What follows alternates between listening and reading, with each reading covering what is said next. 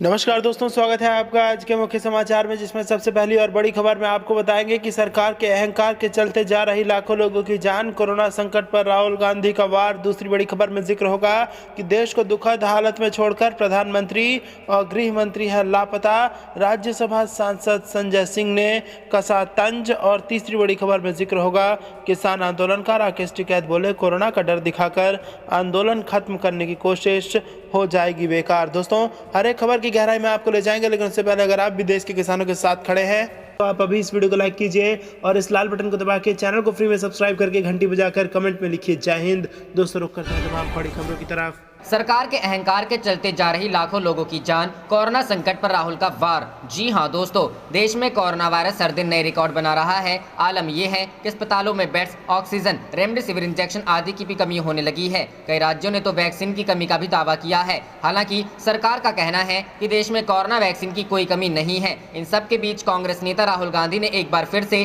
केंद्र सरकार पर निशाना साधा है। कोरोना संकट के बीच राहुल गांधी ने ट्वीट कर कहा है कि हमें विनम्र होने की जरूरत है। इस वायरस से हो रही क्षति के लिए एक स्पष्ट वैक्सीनेशन रणनीति और इनकम के स्रोत की आवश्यकता है। सरकार का अहंकार और सत्य के खिलाफ उसकी दमनकारी नीति के चलते लाखों लोगों की जान जा रही है। राहुल गांधी ने कहा कि केंद्र सरकार कोई भी कदम उठाने के बाद उसे अहंकार की तरह लेती है कि हमें जो करना था कर दिया। इसी के चलते अब वो कंफ्यूज है कि आगे क्या करें। सरकार की नीतियों के चलते लोग जान गंवा रहे हैं। गौरतलब है कि इससे पहले कांग्रेस अध्यक्ष सोनिया गांधी ने कोरोना संकट के दौर में मोदी सरकार पर गैर बीजेपी शासित राज्यों के साथ भेदभाव करने का आरोप लगाया। उन्होंने कहा कि कांग्रेसी मुख्यमंत्रियों और कांग्रेस के सहयोगी मुख्यमंत्रियों ने कई बार पीएम को पत्र लिखकर जरूरी सामानों की मांग की, लेकिन केंद्र सरकार एकदम चुप्पी साधे हुए है। उन्होंने आगे कहा कि कई राज्यों में वैक्सीन, वेंटिलेटर और ऑक्सीजन नहीं है। वहीं देखने को मिल रहा है कुछ राज्यों को प्राथमिकता के आधार पर ट्रीट किया जा रहा है। ये गलत भावना है।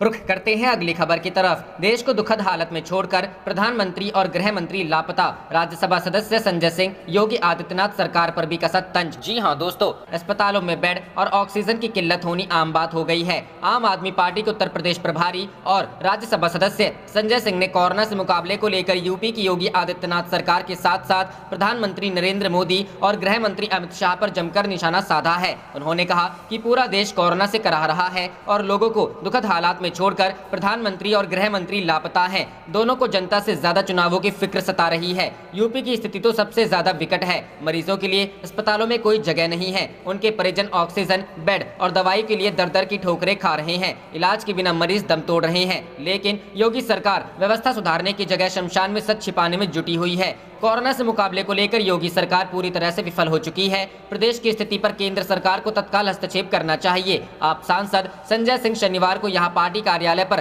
प्रेस से बातचीत कर रहे थे। उन्होंने महामारी में जारी चुनावी रैलियों पर मोदी और शाह को आड़े हाथों लिया। कहा कि यूपी की जिस जनता ने लाइन लगाकर मोदी जी की सरकार बनाई, आज वो शमशानों में लाइन लगाने को मजबूर है। ऐसे हालात में जनता की जान की चिंता करने की जगह देश के प्रधानमंत्री और गृह मंत्री को चुनाव की फिक्र सता रही है।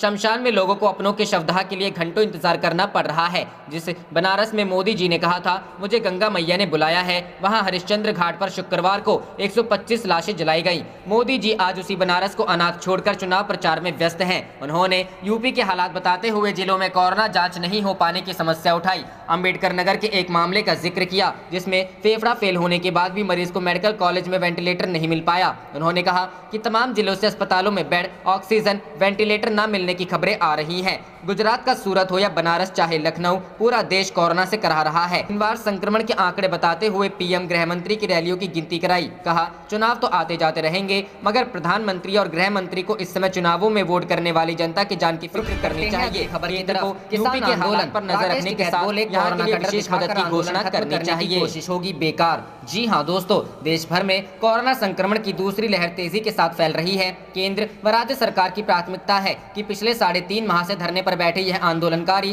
कोरोना संक्रमण का शिकार ना हो जाएं। यदि वे संक्रमित होते हैं तो दूसरे लोगों में भी संक्रमण तेजी के साथ फैलने का खतरा बना रहेगा। इसलिए सरकार चाहती है कि इन किसानों का आंदोलन खत्म हो जाए और ये लोग वापस अपने घरों को चले जाएं। जिस तरह से देश में महामारी फैल रही है, उससे इसके और भी लोगों के संक्रमित होने का खतरा बना हुआ है। इसलिए सरकार चाहती है कि फिलहाल फिलहाल इन किसानों को प्यार से समझाकर आंदोलन स्थल से उठाया जाए। इस बारे में जब किसान नेताओं को जानकारी हुई है तो उनका कहना है कि सरकार उनका आंदोलन कोरोना के बहाने से खत्म करना चाहती है, मगर उनकी ये कोशिश बेकार होगी। कोरोना वायरस का संक्रमण रोकने के लिए प्रदेशों में धारा 144 लगा दी गई है। लोग एक जगह पर जमा ना हो, जिससे कोरोना संक्रमण को फैलने से रोका जा सके। मगर दिल्ली की सीमाओं पर कृषि कानून को लेकर धरना देकर प्रदर्शन जारी है। कृषि मंत्री नरेंद्र तोमर से कई दौर की बातचीत के बाद भी किसानों की मांग और सरकार में कोई सर्वमान्य हल नहीं निकल सका है। किसान अपनी मांगों पर अड़े हुए हैं, जबकि सरकार बनाए गए कानूनों को उनके हित का मानती है। किसानों का आंदोलन टिकरी बॉर्डर, सिंघू बॉर्डर और यूपी गेट पर जारी है। वो यहाँ पर अपने समर्थकों के साथ सड़क की एक लेन पर टेंट लगाकर कब्जा किए हुए बैठे हैं। सबसे अधिक समस्या यूपी गेट, टिकरी और सिंघू बॉर्डर पर है। किसानों के धरना प्रदर्शन की वजह से यहाँ रोजाना 50,000 से अधिक लोग प्रभावित हो रहे हैं। अब तो इस इलाके के आसपास रहने वाले भी खासे परेशान हैं। यूपी गेट की लेन बंद होने से मेरठ से दिल्ली तक के सफर पर प्रभाव पड़ रहा है। 3 माह से अधिक समय से ये लेन पूरी तरह से बंद। रुख करते हैं अगली खबर की तरफ। मुख्यमंत्री ममता बनर्जी बोली, मेरा फोन टैप किया जा रहा है, कराऊंगी सीआईडी जांच। जी हां दोस्तों, बंगाल चुनाव के दौरान कूच बिहार में हुई गोलीबारी संबंधी कथित ऑडियो टेप सामने आने के एक दिन बाद बंगाल के मुख्यमंत्री ममता बनर्जी ने शनिवार को आरोप लगाया कि उनका फोन टैप किया जा रहा है और वह इस मामले की आपराधिक अन्वेषण विभाग से जांच कराए जाने का आदेश देंगी। दरअसल भाजपा ने शुक्रवार को एक कथित ऑडियो क्लिप जारी किया था, जिसमें ममता बनर्जी जिले के शीतलकुची से तृणमूल कांग्रेस के उम्मीदवार से कथित तौर पर यह कहती सुनाई दे रही है कि वह केंद्रीय बलों की गोलीबारी में मारे गए 4 लोगों के शवों के साथ रैलियां करें। शनिवार को एक सभा को संबोधित करते हुए ममता ने कहा, मैं इस मामले में सीआईडी जांच का आदेश दूंगी। मैं जासूसी संबंधी इस प्रकार की गतिविधियों में शामिल किसी को नहीं छोड़ूंगी। मुझे पता चल चुका है कि इसके पीछे कौन है। तृणमूल प्रमुख ने कहा कि भाजपा नेता हमारी रोजाना की बातचीत भी छिपकर सुन रहे हैं। ऐसा लगता है कि वे फोन पर होने वाली खाना बनाने और घर से अन्य कामों से जुड़ी हमारी बातों संबंधी कॉल भी टेप कर रहे हैं। ममता बनर्जी ने कहा कि उन्हें बताया गया है कि इस प्रकार के कृत्यों में केंद्रीय बलों को कुछ एजेंटों के साथ शामिल किया जा रहा है। रुख करते हैं अगली खबर की तरफ। हरिद्वार कुंभ पर रोक लगाने के लिए सुप्रीम कोर्ट में याचिका दायर, बड़ी संख्या में संत हो रहे हैं संक्रमित। जी हां दोस्तों, हरिद्वार में चल रहे कुंभ मेले को लेकर सुप्रीम कोर्ट में याचिका दायर। याचिका में हरिद्वार शहर में चल रहे कुंभ मेले के लिए भीड़भाड़ और लोगों के जमावड़े को रोकने के लिए निर्देश जारी करने की मांग। याचिका में पश्चिम बंगाल में बड़े पैमाने पर अभियान रैलियों से उत्पन्न खतरे पर प्रकाश डाला गया है। वहीं कुंभ में बड़ी संख्या में संतों के संक्रमित होने की खबरें मिल रही हैं, जिससे शासन प्रशासन व आम जन में चिंता की लहर फैल गई है। नोएडा के वकील संजय पाठक ने यह याचिका सुप्रीम कोर्ट में दायर की है। याचिका में केंद्र सरकार, उत्तराखंड सरकार, नेशनल डिजास्टर मैनेजमेंट अथॉरिटी और चुनाव आयोग को पक्षकार बनाया गया है। याचिका में मांग की गई है कि केंद्र सरकार और उत्तराखंड सरकार को तत्काल प्रभाव से हरिद्वार के कुंभ मेले में लोगों को आमंत्रित करने का विज्ञापन देने से भी रोका जाए। हरिद्वार के कुंभ मेला क्षेत्र से कोरोना मामलों की संख्या में उभार आने के चलते प्रधानमंत्री नरेंद्र मोदी ने इस घातक वायरस के खिलाफ जारी लड़ाई को और मजबूत रूप देने के लिए समारोह को प्रतीकात्मक रूप से मनाए जाने की अपील की है। वार्षिक तौर पर मनाया जाने वाला यह कार्यक्रम कोरोना महामारी के बीच एक गहरी चिंता का विषय बन। महामारी की दूसरी लहर के बीच उत्तराखंड के हरिद्वार में हजारों की तादाद में भक्त पावन गंगा स्नान करने के लिए जुटे हुए हैं और इसी के चलते प्रधानमंत्री ने अपनी यह बात रखी है। प्रधानमंत्री ने ट्विटर पर कहा कि उनकी फोन पर हिंदू धर्म आचार्य सभा के अध्यक्ष स्वामी अवधेशानंद गिरी जी महाराज से बात हुई है। पीएम ने कहा, आचार्य महामंडलेश्वर पूज्य स्वामी अवधेशानंद गिरी जी से आज फोन पर बात की। सभी संतों के स्वास्थ्य का हाल जाना। सभी संतगण प्रशासन को हर प्रकार का सहयोग कर रहे हैं। मैंने इसके लिए संत जगत का आभार व्यक्त किया। मैंने प्रार्थना की है कि 2 शाही स्नान हो चुके हैं और अब कुंभ को कोरोना के संकट के चलते प्रतीकात्मक ही रखा जाए। इससे इस संकट से लड़ाई को एक ताकत मिलेगी। इसके बाद अध्यक्ष ने ट्वीट करते हुए कहा, माननीय प्रधानमंत्री जी के आह्वान का हम सम्मान करते हैं। जीवन की रक्षा महत्वपूर्ण है। मेरा धर्मपरायण जनता से आग्रह है कि कोविड की परिस्थितियों को देखते हुए भारी संख्या में स्नान के लिए ना आएं एवं नियमों का निर्वहन करें। कथित तौर पर कोरोना वायरस संक्रमण के चलते एक संत के निधन होने और कई अन्यों के पॉजिटिव पाए जाने के बाद प्रधानमंत्री ने इसे प्रतीकात्मक रूप से मनाए जाने की अपील। रुख करते हैं अगली खबर की तरफ। कोरोना बिगड़ते हालात को लेकर राहुल गांधी का पीएम मोदी पर तंज, शमशान और कब्रिस्तान दोनों, जो कहा सो किया। जी हां दोस्तों, देश में भयावह होती कोरोना की स्थिति को लेकर चारों तरफ चिंता बढ़ती जा रही है। देश में रोजाना 2 लाख से ज्यादा कोरोना केस आने लगे हैं। संक्रमण की स्थिति यह हो गई है कि अस्पतालों में बेड नहीं मिल पा रहा है। ऑक्सीजन की कमी के मामले सामने आ रहे हैं। जानलेवा वायरस संक्रमितों को इतनी तेजी से लोगों को अपनी चपेट में ले रहा है कि शमशान में अंतिम संस्कार के लिए लाइन लगी हुई है। ऐसे में स्वास्थ्य व्यवस्था को लेकर सवाल खड़े किए जाने लगे हैं। कांग्रेस के पूर्व अध्यक्ष राहुल गांधी ने देश में कोरोना से बिगड़ते हालात को लेकर मोदी सरकार पर निशाना साधा है। राहुल गांधी ने ट्विटर पर लिखा है, शमशान और कब्रिस्तान दोनों, जो कहा सो किया। Hashtag Modi made disaster. शमशान और कब्रिस्तान दोनों, जो कहा सो किया। Hashtag Modi made disaster. इससे पहले गुरुवार को भी राहुल गांधी ने पीएम मोदी पर निशाना साधा था। उन्होंने लिखा था, न टेस्ट है, न हॉस्पिटल में बेड, न वेंटिलेटर है, न ऑक्सीजन, वैक्सीन भी नहीं है, बस एक पीएम केयर्स। राहुल गांधी अक्सर ट्वीट के जरिए केंद्र की मोदी सरकार पर सवाल उठाते रहे हैं। कोरोना काल में कांग्रेस पीएम केयर फंड को लेकर भी लगातार सवाल कर रही है। कोरोना संकट के बीच कांग्रेस नेता प्रियंका गांधी ने उत्तर प्रदेश की योगी सरकार से टेस्टिंग बढ़ाने की मांग की है। उन्होंने ट्विटर पर लिखा है, यूपी में 10 दिन में संक्रमण 7 गुना हो गया, अब ये गाँव की ओर भी बढ़ रहा है। शहर टेस्ट की भयानक कमी है और उनमें से RT-PCR आधे से भी कम हो रहा है। लखनऊ, नोएडा, गाजियाबाद, बनारस, इलाहाबाद में भी टेस्ट में वेटिंग है। अगर प्रदेश को बचाना है तो अधिकतम RT-PCR करिए। बता दें कि देश में कोरोना वायरस के मामले बेकाबू होते नजर आ रहे हैं। पिछले 24 घंटों में कोरोना के 2,34,692 नए मामले सामने आए हैं और 1,341 लोगों की मौत हुई है। नए रिपोर्ट किए गए मामलों में महाराष्ट्र, उत्तर प्रदेश, दिल्ली, छत्तीसगढ़ और कर्नाटक सबसे आगे है। महाराष्ट्र में सबसे ज्यादा 63,729 नए मामले सामने आए हैं और उत्तर प्रदेश में 27,360 नए केस, दिल्ली में 19,486 नए मामले रिपोर्ट किए गए हैं, जबकि छत्तीसगढ़ में 14,912 नए मामले और कर्नाटक में 14,859 नए मामले सामने। रुक करते हैं अगली खबर की तरफ। कहीं वीकेंड कर्फ्यू तो कहीं लॉकडाउन। दिल्ली, यूपी से महाराष्ट्र तक कोरोना से हाहाकार। देखें देश में कहां कैसी पाबंदियां। जी हां दोस्तों, भारत में कोरोना हर दिन रिकॉर्ड बना रहा है और लगातार 3 दिन से डेली केस का आंकड़ा 2 लाख पार कर जा रहा है। शनिवार को भी बीते 24 घंटे में कोरोना वायरस के देश में 2,34,000 नए केस सामने आए हैं। स्वास्थ्य मंत्रालय के आंकड़ों के मुताबिक देश में एक्टिव केसों की संख्या 15 लाख पार कर गई है। कोरोना के बढ़ते इसी संक्रमण को देखते हुए देश भर के अलग अलग शहरों राज्यों में वीकेंड लॉकडाउन, कर्फ्यू और नाइट कर्फ्यू जैसे प्रतिबंध लगाए गए हैं। कोरोना की दूसरी लहर के चेन को तोड़ने के लिए दिल्ली, मुंबई जैसे शहरों ने भी पाबंदियों को लागू कर दिया है। तो चलिए जानते हैं कहां कैसी पाबंदी है। महाराष्ट्र में 15 दिनों का मिनी लॉकडाउन। महाराष्ट्र में 15 दिनों का मिनी लॉकडाउन जारी है। मुख्यमंत्री उद्धव ठाकरे ने गुरुवार को ऐलान किया था कि 14 अप्रैल को रात 8 बजे से 1 मई तक महाराष्ट्र कर्फ्यू की जद में रहेगा। भीड़ भाड़ को रोकने के लिए पूरे धारा 144 लागू कर दी गई है। अनिवार्य चीजों को छोड़कर सब कुछ बैन कर दिया गया है। जरूरी सेवाओं की दुकानों को ही खुलने की छूट है। बाकी सभी सार्वजनिक गतिविधियों पर बैन है। दिल्ली में 56 घंटों का कर्फ्यू। दिल्ली में कोरोना वायरस के कहर को कम करने के लिए 56 घंटों का कर्फ्यू लगाया गया है। शुक्रवार रात से शुरू हुआ वीकेंड कर्फ्यू सोमवार सुबह तक जारी रहेगा। कर्फ्यू के दौरान पूरी दिल्ली में पुलिस पेट्रोलिंग जारी रहेगी। अगर किसी ने भी अपने घर से बाहर कदम रखा तो उन्हें पुलिस पेट्रोलिंग टीम का सामना करना पड़ेगा। कोई भी व्यक्ति जब तक ये साबित नहीं कर देता कि वो जरूरी सेवाओं के लिए जा रहा है, उसे जाने नहीं दिया जाएगा। कर्फ्यू का उल्लंघन करने के लिए उसे गिरफ्तार कर केस भी दर्ज किया जा सकता है। अगर किसी को आपातकालीन स्थिति में अस्पताल जाना पड़ता है तो इस पर जाने दिया जाएगा। अस्पताल जाने वाले डॉक्टर अपने ID कार्ड दिखाकर जा सकेंगे। अगर कोई सब्जी विक्रेता बिक्री कर रहा है और उसे सब्जी बेचते हुए देखा जा सकता है तो उसे बिना पास के भी अनुमति दी जाएगी। कई चीजों के लिए ई-पास जरूरी होगा।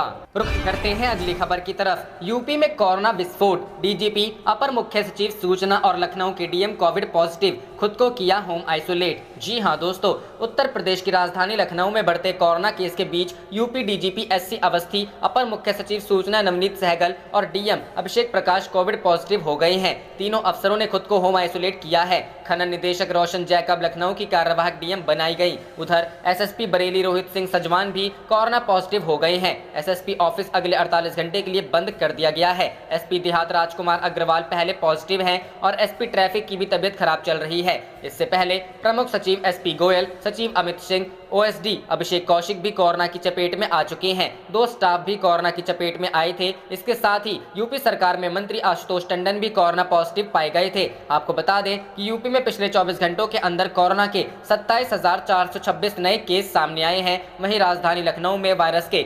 6,598 नए केस पता चले हैं। लखनऊ में पिछले 24 घंटों के दौरान 35 कोरोना मरीजों की मौत बात सामने आई है। राजधानी लखनऊ में कोरोना सारे रिकॉर्ड तोड़ दिया है। यहाँ एक दिन में कोरोना केस का अब तक का सबसे बड़ा आंकड़ा सामने आया है।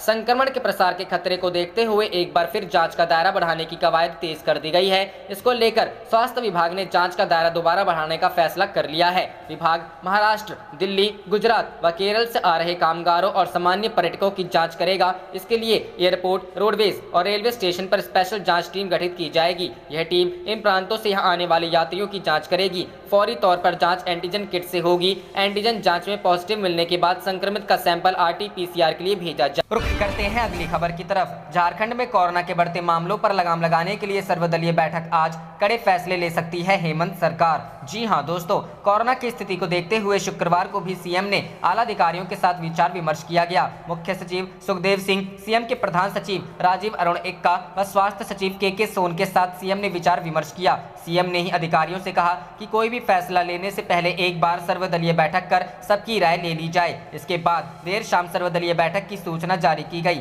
मुख्यमंत्री झारखंड में कोरोना संक्रमण पर लगातार नजर बनाए हुए हैं और इसे नियंत्रित करने की दिशा में लगातार प्रयास कर रहे हैं। मुख्यमंत्री अस्पतालों में बेहतर इलाज के लिए पहले ही कई निर्देश दे चुके हैं। मुख्यमंत्री ने कहा कि संक्रमित मरीजों की जान बचाना पहली प्राथमिकता है और इसके लिए सरकार सभी आवश्यक कदम उठा रही है। उन्होंने यह भी कहा कि कोरोना की वजह से हालात को नियंत्रित करने के लिए जल्दी कई और कड़े कदम उठाए जाएंगे। बता दें कि झारखंड में कोरोना का संक्रमण अपने चरम पर पहुंच चुका है। राज्य में आज 56 संक्रमितों की जान गई, जो कि पिछले एक साल में सर्वाधिक है। इनमें से रांची के 16 मरीज हैं, तो वहीं पूर्वी सिंहभूम में 13, बोकारो और धनबाद में 4-4, गोड्डा व लोहरदगा में 3, गिरिडीह, कोडरमा, लातेहार व साहिबगंज में 2-2 और दुमका, पलामू, रामगढ़ व सिमडेगा में 1-1 व्यक्ति की मौत हो गई है। तो वहीं कोरोना संक्रमितों की संख्या में लगातार बढ़ोतरी हो रही है। पिछले 24 घंटों में 3843 नए मामले सामने आए हैं। तो वहीं राज्य में ठीक होने वाले संक्रमितों का प्रतिशत 84.25 है, जो कि राष्ट्रीय औसत 88.30 से काफी कम है।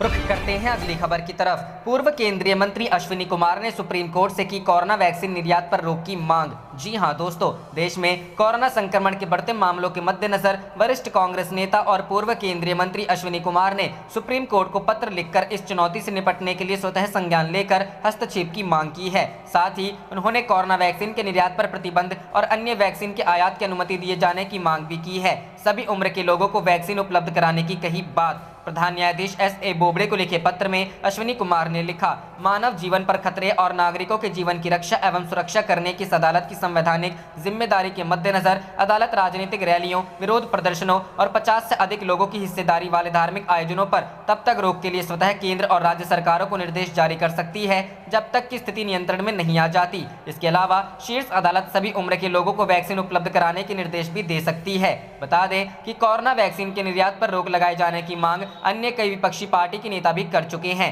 पूर्व सांसद कीर्ति आजाद ने कोरोना टीकाकरण अभियान में तेजी लाने और समाज के गरीब एवं कमजोर तबके के लोगों तक टीकाकरण उपलब्ध कराने की मांग की है। उन्होंने कहा कि सरकार विदेशों में वैक्सीन निर्यात कर रही है, इस पर रोक लगाने की मांग करते हुए उन्होंने केंद्र सरकार से बिहार को तत्काल 2 करोड़ वैक्सीन की वायल उपलब्ध कराने की मांग की है। उन्होंने कहा कि टेस्टिंग का भी कार्य प्रभावकारी ढंग से नहीं होना चिंता का विषय है। ऐसी स्थिति में उन्होंने इस महासंकट से मुकाबले के लिए लोगों से सचेत रहने की अपील की है। कहा है कि कोरोना का दूसरा लहर ज्यादा खतरनाक है। रुख करते हैं अगली खबर की तरफ। दीदी भड़की, 5 माह से कोरोना नहीं था, भाजपा बाहर से लोगों को लाई और फैलाई महामारी। जी हां दोस्तों, कोरोना महामारी के उग्र रूप धारण करने के बीच बंगाल चुनाव के बचे चरणों को लेकर आयोग ने सर्वदलीय बैठक बुलाई है। इस बीच टीएमसी प्रमुख व राज्य की मुख्यमंत्री ममता बनर्जी भाजपा पर भड़क गई और उस पर राज्य पर कोरोना फैलाने का आरोप लगाया। नौपाड़ा में पार्टी की रैली में ममता बनर्जी ने कहा कि 5 महीने से कोई कोरोना नहीं था, भाजपा बाहर से लोगों को लाई और उनका कोरोना टेस्ट तक नहीं कराया गया।